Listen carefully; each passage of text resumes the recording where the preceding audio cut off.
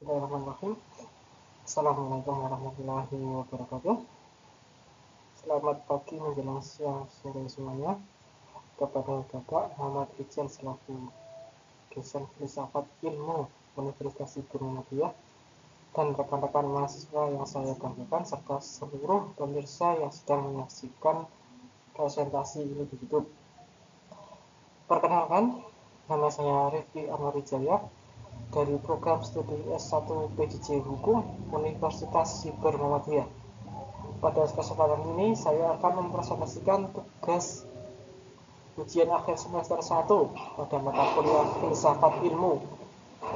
Kali ini saya akan mempresentasikan analisis mendalam saya dengan tema yang telah ditentukan, yaitu masih relevankah filsafat ilmu pada saat ini. Kemudian presentasi ini saya beri judul Filsafat ilmu menyingkap kerancuan teori Darwin, perspektif epistemologis, ontologis, dan keyakinan ilmiah terkini. Oke.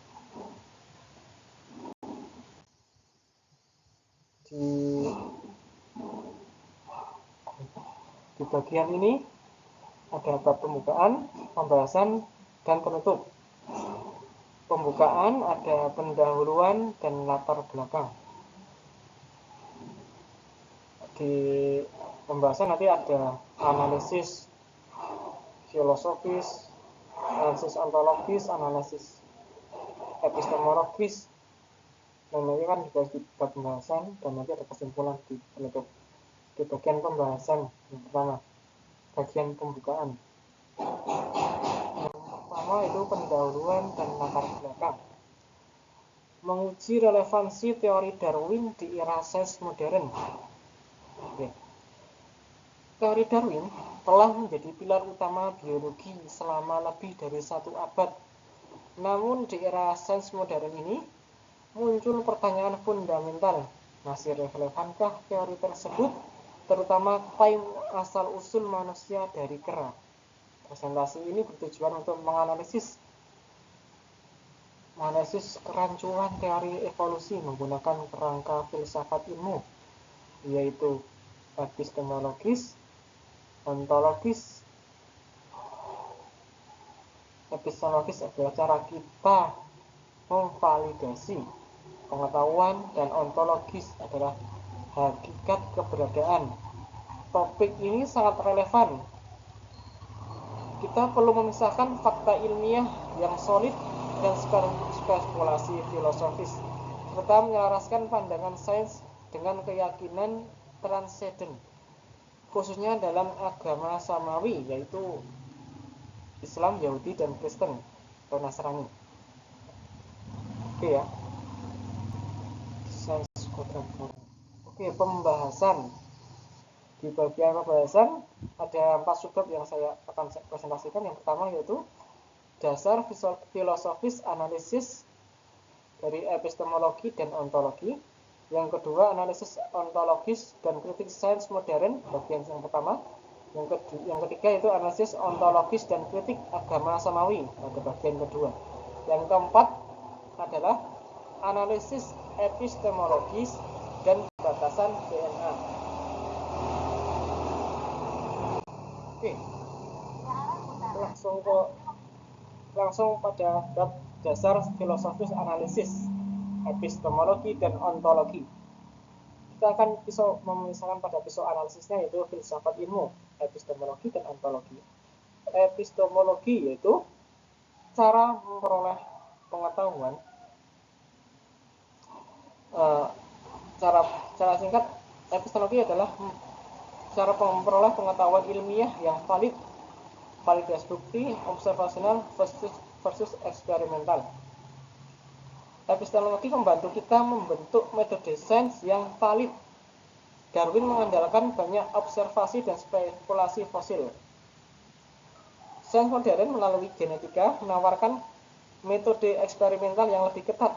Kami merujuk pada beberapa literatur saintifik yang mengkritisi validitas metode yang digunakan oleh Darwin, yaitu observasi klasik tersebut. yang mengindikasikan adanya pergeseran paradigma dari evolusi ke penjelasan alternatif karena keterbatasan bukti. Kemudian ada ontologi, hakikat keberadaan atau misalnya hakikat spesies manusia.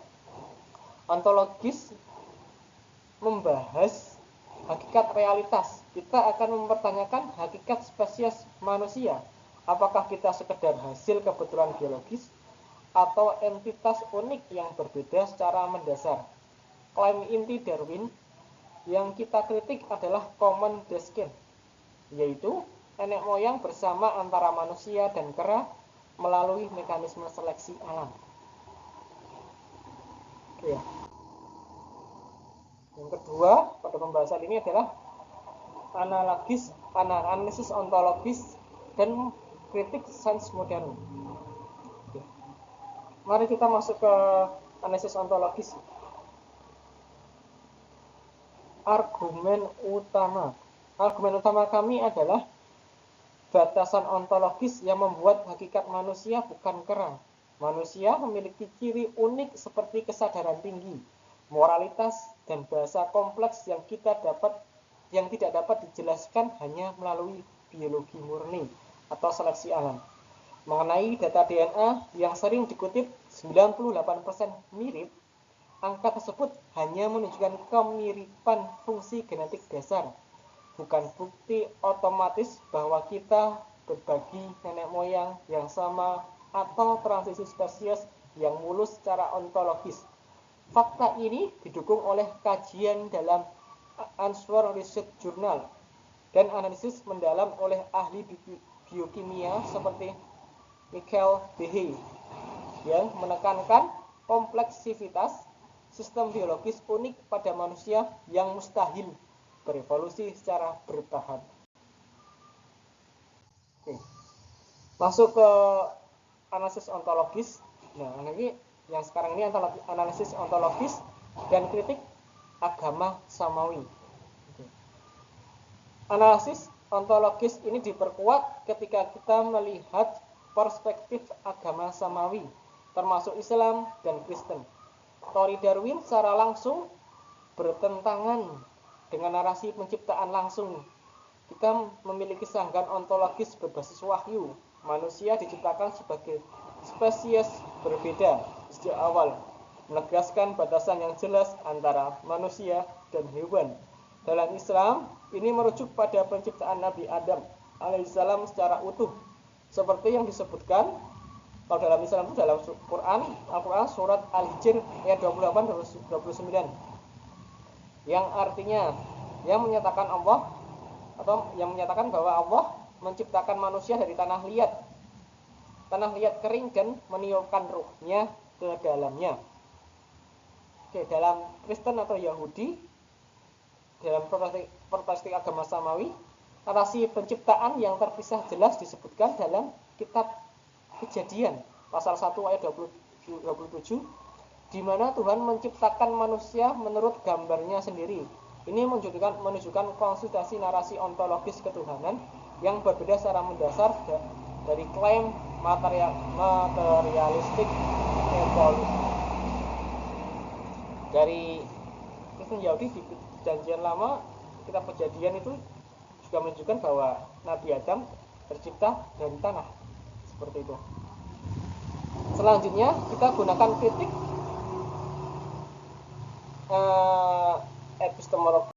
epistemologi dari batasan DNA. Oke. Pokoknya kita gunakan kritik epistemologis berbasis sains modern, khususnya genetika. Ada perbedaan besar antara mikroevolusi yang terbukti secara ilmiah dan makroevolusi yang minim bukti empiris. Oke. Secara epistemologis, berbagai jurnal ilmiah mutakhir, misalnya yang berdiskusikan batasan waktu fiksasi genetik di jurnal Nature, menunjukkan bahwa mekanisme mutasi acak dan seleksi alam yang diajukan Darwin tidak cukup valid untuk menjelaskan asal-usul manusia secara komprehensif. ketiadaan bentuk transisi yang meyakinkan dalam catatan fosil juga menjadi tantangan epistemologis yang diakui Darwin sendiri, seperti yang didiskusikan dalam literatur paleontologi.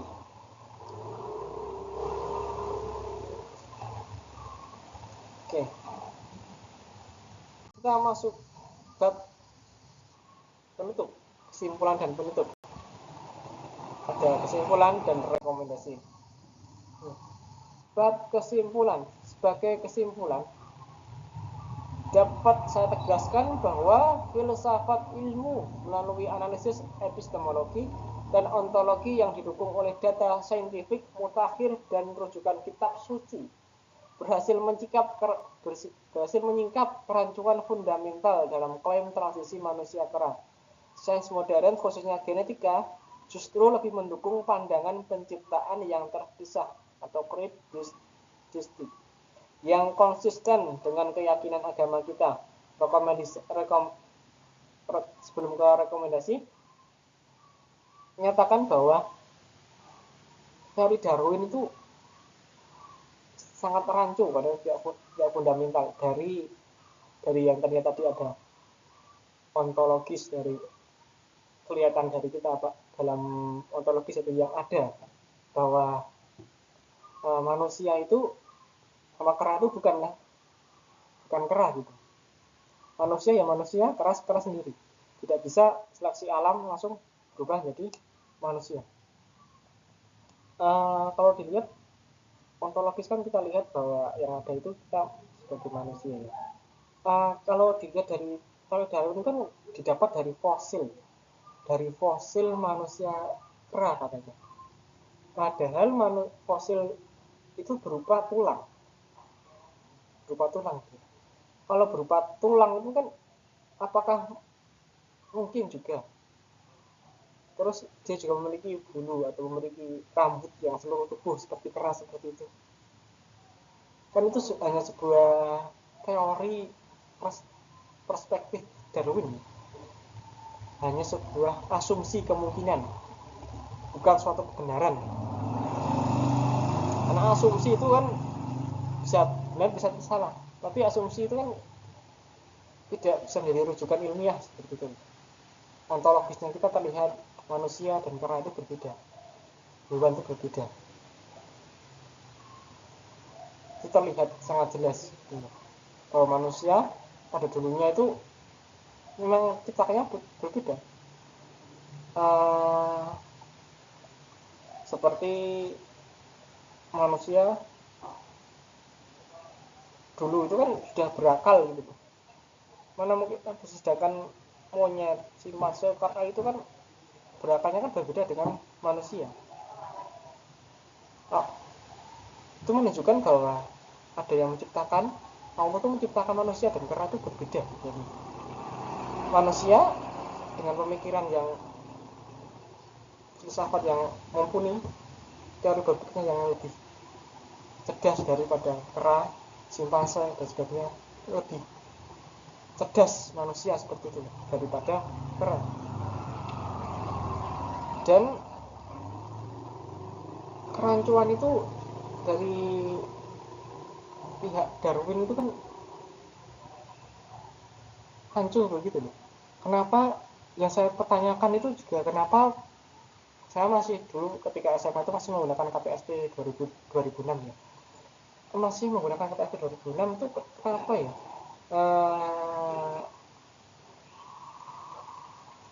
Di bagian sejarah itu ada pembelajaran tersebut. Saya kan berpikir gitu loh. Mengapa sejarah dengan pendidikan agama itu berbeda? Seharusnya kan lurus gitu loh. Kenapa ketika SMA itu ada perbedaan pandangan gitu. Di sejarah itu kan dimasukkan kurikulum bahwa manusia itu berasal dari kera. Berasal dari kera. Kenapa seperti itu gitu? Kenapa teori Darwin itu dimasukkan dalam kurikulum seperti itu? Kenapa enggak mungkin sejarah tentang yang lainnya seperti kenapa itu masuk di kurikulum, kenapa evolusi manusia itu di kurikulum. Seharusnya kan itu mungkin dijelaskan juga ya, mungkin di ketika SMA itu bahwa ini ilmu teori Darwin yang salah gitu. Harusnya cara spesifik harus bilang salah gitu. Karena kan itu berbeda dengan ontologis kita mencikapi ontologis kita bahwa manusia itu berbeda dengan kera seperti itu.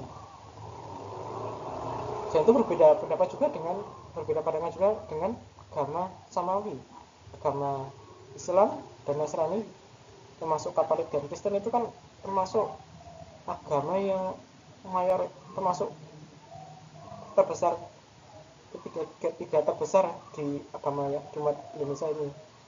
Dan itu agama terbesar, tiga agama tersebut kan meyakini bahwa manusia yang diciptakan pertama kali adalah Adam alaihissalam yang terbuat dari tanah, dan tidak ada manusia dari kera, tidak ada. Ini menunjukkan bahwa seharusnya teori Darwin itu bertentangan dengan Pancasila sebenarnya, bertentangan dengan ketuhanan yang Maha Esa. Justru tapi kenapa masuk ke dalam kurikulum sejarah pada waktu SMA dulu kelas 10 kalau nggak salah. Ya, tapi nggak tahu kalau sekarang ya, mungkin kurikulumnya udah berbeda ya, mudah-mudahan tidak ada pendidikan teori evolusi Darwin seperti itu ya. Jadi nanti malah membuat kalau anak-anak yang kritis itu yang cerdas itu justru akan mempertanyakan, loh kok bisa sih ini pelajaran sejarah menunjukkan bahwa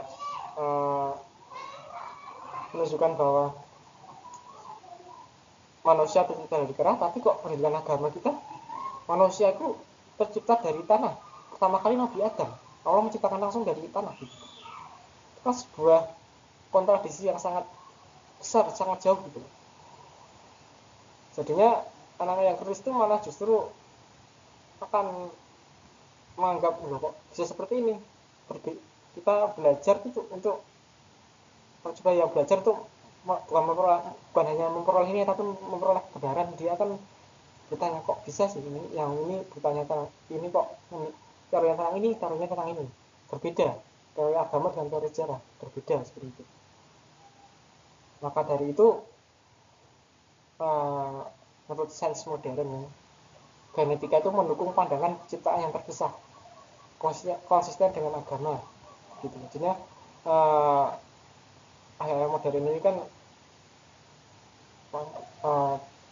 pada anak-anak zaman now kan kritis ya, jadinya dia bisa menggunakan konsep ilmiah gitu, bukan jurnal-jurnal ilmiah, bahwa di sains modern itu genetika mendukung pandangan penciptaan yang terpisah atau konsisten dengan agama, bahwa sains modern itu kayak membutuhkan genetika gen DNA tadi yang disampaikan di pembahasan, bahwa suatu gen itu tidak akan membuat kita tuh berubah menjadi manusia, menjadi misalnya gennya walaupun sama itu kan tidak mungkin merubah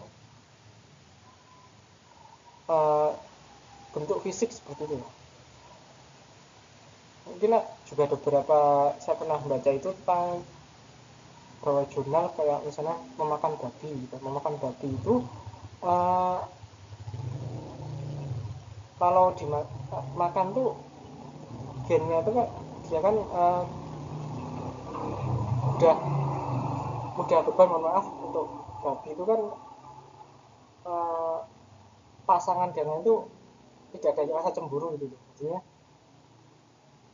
itu gennya, apabila kita makan babi itu gennya itu masuk ke dalam tubuh kita, yaitu berupa sikap kita. Kayak misalnya kita nggak cemburu dengan pasangan kita, apabila dengan pasangan dengan laki-laki lain gitu, itu kan seperti babi, tapi itu berupa sikap, bukan berupa kita berubah menjadi manusia menjadi babi, tapi menunjukkan kalau gennya itu bisa masuk ke dalam tubuh kita, tapi itu hanya menunjukkan sikapnya gitu. Bukan merubah bentuk secara fisik gitu, fisik bahwa kita terus berubah menjadi babi, bukan. Tapi memang bisa gen kita tuh menyatu dalam tubuh kita, tapi secara sikap, bukan malah secara fisik. Jadi fisik kita berubah menjadi babi itu tidak seperti itu. Oke, gitu. Kemudian masuk ke tahap bagian saja itu rekomendasi. Oke, rekomendasi dan saran yaitu yang pertama, menerapkan pemikiran kritis dalam sains. Yang kedua yaitu mendorong dialog sehat antara sains, filsafat, dan keyakinan spiritual. Pemikiran kritis seperti tadi ya, pemikiran kritis kita tuh menuju pada kebenaran, mencari kebenaran, bukan mencari nilai. Mungkin kalau kita belajar dulu ketika SMA menggunakan KTS dari 2026 itu kan, kalau kita hanya mencari nilai, kita hanya udah yang penting kita belajar ini, nggak tahu esensi dari ini, nggak tahu esensi tujuan dari mata pelajaran ini. Ya hanya tujuannya ya nilai aja gitu. Tapi nggak tahu kebenaran itu yang mana. Kita harus memiliki pemikiran kritis dalam sains gitu, dalam teori-teori, dalam jurnal-jurnal gitu. Kita harus berpikir kritis. Dan kita harus berpikir kritis dalam memahami semua permasalahan di dunia. Kita kan sebagai umat beragama kan juga harus berakal ya, kita harus melihat sekeliling kita kenapa seperti ini, kok bisa sih penciptaan itu sempurna teratur gitu kan, mesti ada yang menciptakan. Kita harus berkeyakinan bahwa sains dan Al-Quran itu hal yang Al-Quran itu hal mutlak. Kalau misalnya sains itu bertentangan dengan Al-Quran, ya itu mesti yang salah itu sainsnya, bukan Al-Quran. Begitu. Mungkin yang salah itu teorinya, teori yang mengatakan tersebut. Yang salah tuh yang mengatakan teori tersebut. Ternyata kelamaan sains modern itu sesuai dengan apa yang diyakini dalam Al-Quran. Dalam Al-Baqarah ayat kedua itu kan, zalikal kitabul la raiba fiih, inilah kitab yang tidak ada keraguan di dalamnya. Jadi sebagai orang yang muslim, kita harus yakin bahwa Al-Quran adalah kitab yang benar, kitab yang seharusnya kita pelajari.